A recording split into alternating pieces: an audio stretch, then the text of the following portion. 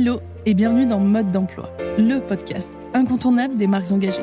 Je suis Audrey, styliste, consultante et hackeuse au service des entrepreneurs mode et lifestyle.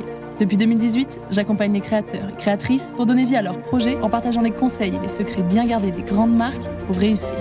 Dans ce podcast, nous allons pirater les techniques et méthodes de l'industrie pour les mettre entre les mains de marques indépendantes comme la vôtre. Alors que vous souhaitez créer votre marque en partant de zéro ou lui donner un coup de boost en vendant plus et mieux, vous êtes au bon endroit. Mes très chères créatrices et créateurs, je suis ravie de vous retrouver. Cet épisode fait partie d'une série spéciale, La Notice. Le principe est toujours le même, je publie une boîte à questions sur Instagram où vous me soumettez vos problématiques du moment, votre question, et moi je vous réponds dans un épisode de podcast en vous donnant ma notice sur mesure, rien que pour vous. Je vous dis en quelques étapes comment je ferais si j'étais à votre place. C'est un épisode court, concret, qui va à l'essentiel et qui est sans montage.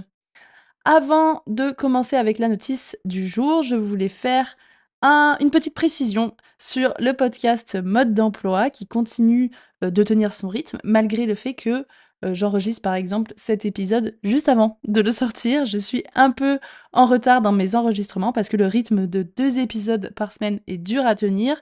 Mais je sais que ces épisodes vous sont utiles parce que j'ai de nombreux retours sur Instagram par exemple ou même par email.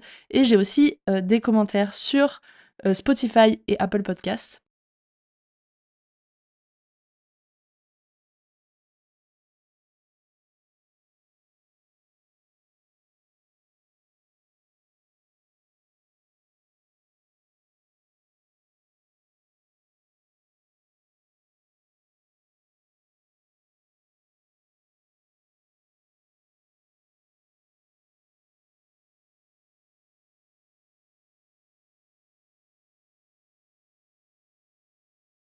Du podcast, donc de Mode d'emploi, et descendre une fois de plus pour laisser un commentaire sur toute l'émission, sur tout le podcast. Voilà pour cette petite aparté, donc n'oubliez pas de me laisser des commentaires, de m'encourager, de me mettre des notations. Ça aide le podcast à se faire connaître, ça va vraiment l'aider à décoller, et puis moi du coup ça me motive à continuer à faire mes 2 épisodes par semaine et à continuer tout simplement ce podcast qui visiblement vous plaît. Donc vraiment j'attends une vague de commentaires et une vague de notations 5 étoiles après cet épisode. Donc, on est parti pour la notice du jour. C'est une question qui a été posée par Julie, qui me demande comment écouler mon stock, le stock qu'il me reste, pardon, avant le lancement de ma nouvelle collection. Donc, Julie, voici 5 choses, 5 étapes que je ferais si j'étais à ta place et que je devais écouler mon stock avant de sortir une nouvelle collection. Alors, la première chose, c'est que déjà, je regarderai concrètement l'état de mon stock versus ma prochaine collection. C'est-à-dire que je me poserai des questions sur ma gestion du stock. Est-ce que je suis pas en train d'ajouter du stock à un stock déjà existant qui dort et que j'ai du mal à vendre? Est-ce que je ne produis pas trop, peut-être trop de modèles dans trop de quantité? Enfin voilà, je réfléchirai à ma stratégie, de quantité, à ma stratégie de collection pour savoir si je ne suis pas en train de, finalement, juste produire du stock, qui va dormir et qui est une vraie perte d'argent.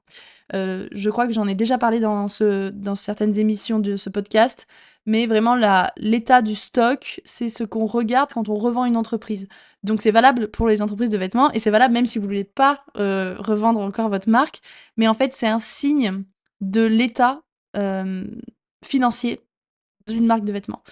Donc assainir le stock est primordial avant de sortir une nouvelle collection, même avant même peut-être de réfléchir à une autre collection. Parfois, ça peut arriver de se dire: «Bon, bah, là, je vais diminuer le nombre de modèles ou alors je vais carrément zapper cette collection parce que, j'ai besoin de vider mon stock, j'ai besoin de faire de la place, j'ai besoin de faire de la trésorerie». Parce qu'un stock qui dort, c'est tout simplement du chiffre d'affaires et de la trésorerie qui dort, c'est, de l'argent. C'est comme si vous aviez empilé des billets sur des palettes ou dans des cartons et que vous le laissiez là, dans votre entrepôt ou dans votre bureau. Donc il faut absolument assainir ce stock. Donc c'est une très bonne question, mais voilà, je me demanderai en première étape, quelle est ma stratégie de collection et comment je peux affiner ma stratégie pour diminuer ce stock à venir. La deuxième étape, c'est que je commencerai du coup par faire une nouvelle session de création de contenu avec ces pièces-là qui sont dans mon stock, photos et vidéos, c'est-à-dire que je me poserai vraiment, une journée pour créer du contenu, du nouveau contenu, c'est-à-dire, des nouveaux looks par exemple. Je présenterai les pièces différemment, plus adaptés à la saison à venir peut-être, plus adaptés à, mmh, à mon positionnement actuel et cetera. Un nouveau décor, une nouvelle modèle photo par exemple, et je pourrais choisir toute cette DA de contenu photo ou choisir comment créer ce contenu photo en fonction de la data que j'aurais pu analyser sur mes précédentes ventes. Donc, la data, ça va être savoir, quelle est l'âge, par exemple, des personnes qui visitent mon site ou qui ont visité mon site, sur ces derniers mois. Ça peut être, je peux regarder aussi, l'âge des personnes qui ont visité la fiche produit d'un des, modèles que j'ai beaucoup trop en stock et peut-être que ça me donnera des idées de est-ce que, les photos que je présentais sont adaptées aux personnes qui ont eu envie d'acheter ce produit-là? Est-ce que, le style est adapté? Et je pourrais créer du contenu qui sera plus fité avec, la cible concernée par ces produits-là. Donc voilà, j'essaierai de vraiment créer un souffle nouveau avec ce contenu et apporter, de la nouveauté malgré que mes produits sont des produits déjà existants. Mais voilà, je réutiliserai et j'optimiserai du coup ma création de contenu, photo, vidéo, bien sûr, pensez aux 2, pour vraiment donner un second souffle à cette collection qui me reste en stock. La troisième étape, c'est que je proposerai sur mon site une offre pour augmenter l'écoulement du stock. C'est-à-dire qu'au-delà des simples soldes classiques, ou d'une énorme réduction pour écouler tout mon stock, là, ce que je ferai, c'est que je proposerai par exemple des packs, donc une réduction sur le second article. Si je vends, j'en sais rien, un legging de sport, je me dirai: «Bah, je vais proposer le legging à, 90 € et je vais proposer en plus le short de sport, à, 30 € au lieu de 50 € et je vais proposer un pack du coup sur ces 2 produits-là. Ça va vraiment me permettre d'augmenter déjà mon panier moyen et en plus d'écouler plus rapidement mon stock sans faire forcément de grosses réductions, qui vont vraiment manger ma marge. Alors certes, je mange ma marge sur le deuxième produit, mais en fait, si vous faites le calcul, enfin il faudrait, le tableur adapté pour ça, mais en fait, en faisant le calcul, on se rend compte que, je peux avoir une marge qui est plus importante si je vends, si je fais des plus grosses ventes, enfin si j'augmente mon panier moyen et donc finalement, en vendant ces 2 produits, même en ayant fait une réduction sur le deuxième, je dégage une marge plus importante que si j'en avais vendu qu'un à au plein prix, au prix plein, je sais plus comment on dit, plein pot, voilà. Finalement, je dégage une meilleure marge en vendant ces 2 produits-là et en plus, j'assainis mon stock. Pour la quatrième étape, je me rapprocherai là de boutiques pour écouler mon stock. Donc ça, c'est une technique que je donne dans, la mini formation Starter Kit B2B. Donc elle est faite pour les personnes qui veulent se lancer dans la vente en boutique, mais à l'intérieur, j'explique aussi, la méthode pour des personnes, pour les marques, qui souhaitent écouler leur stock et donc augmenter leur quantité aussi de vente, grâce à, des outils, des templates de mail et des techniques donc pour vendre en boutique et écouler son stock. Donc je ferai ça parce que forcément, les boutiques, elles achètent plus de quantité. C'est pas, une personne qui va visiter, mon site que je dois convertir et cetera et qui va acheter peut-être une ou 2 pièces. Là, une boutique, elle pourrait acheter, des dizaines, de pièces, des cartons entiers et donc prendre tout mon stock d'un coup. Alors oui, j'écrase ma marge, potentiellement je fais beaucoup moins de chiffre d'affaires que si j'avais tout vendu sur mon site, mais en même temps, j'assainis totalement mon stock parce que, cet argent qui dort là, je me fais peut-être racheter au moins à prix coûtant, quoi. Donc, si vous voulez faire cette, technique-là, si ça vous intéresse, je vous conseille la mini formation Starter Kit B2B. Je vais vous mettre le lien, dans la description. Ça va vous aider à vraiment avoir les outils, les techniques et les méthodes pour vendre à des boutiques parce que, il y a des méthodes, ça se fait pas n'importe comment, surtout quand, on a déjà, une collection à vendre et qu'on veut, écouler notre stock existant.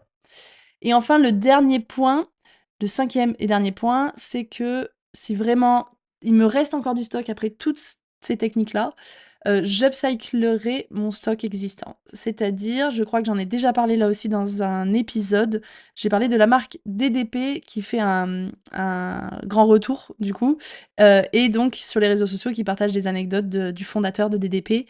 Et il parle de ça, du fait que à l'époque, il était hyper flexible, c'est-à-dire qu'il avait eu, une référence qui se vendait pas et ce qu'il a fait, c'est qu'il a retiré les manches et qu'il a donné, pareil, un second souffle et il a vendu cette référence-là, sur une autre saison.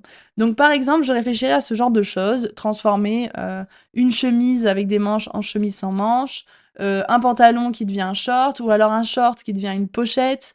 Voilà, j'essayerai de réfléchir à comment je peux upcycler mon stock et faire en sorte que, bah, ces billets qui dorment, deviennent des nouvelles pièces à vendre ou en tout cas qui soient, un peu, remis en avant en étant sous une autre forme, pour donner envie d'acheter et pour pareil, bah, augmenter, mes ventes et donc diminuer mon stock. Voilà pour cette notice, j'espère qu'elle aura aidé déjà Julie qui me posait la question et toutes les autres personnes qui se posent cette question-là, ou alors qui seront amenées à se poser cette question-là. Si c'est le cas, si ça vous a aidé, eh bien n'oubliez pas de me laisser les 5 étoiles et le commentaire sur la plateforme d'écoute de votre choix. Mes très chères créatrices et créateurs, merci d'avoir été à l'écoute, continuez de transformer vos rêves en réalité, prenez soin de vous et à bientôt pour un nouvel épisode.